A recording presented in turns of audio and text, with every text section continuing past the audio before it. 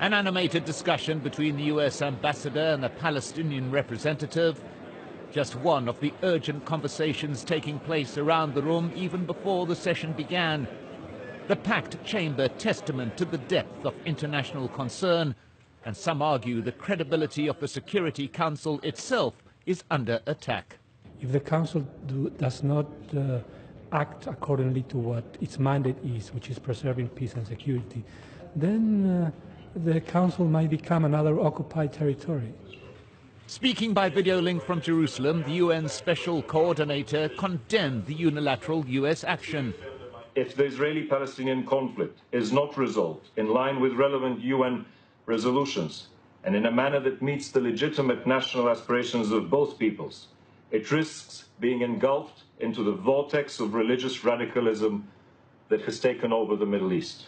Italy's position on Jerusalem remains unchanged. Speaker after speaker reaffirmed the UN's position on the status of Jerusalem. And we believe that the future status, as I said, of Jerusalem can only be resolved through negotiations.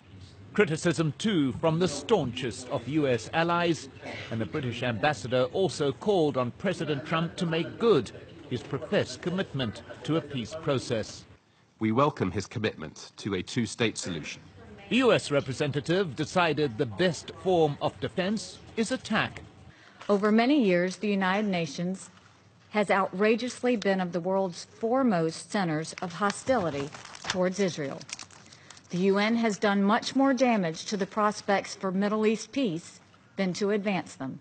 Of the 19 nations represented in the chamber on this day, the US position was shared only by Israel.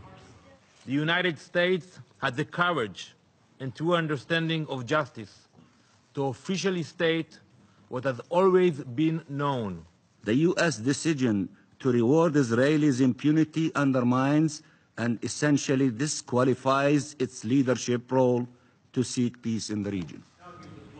While the Jordanian ambassador exchanges high fives with the Palestinian representative, a key question remains hanging in the chamber. How can the US continue to be regarded as an honest broker in attempting to resuscitate a long dormant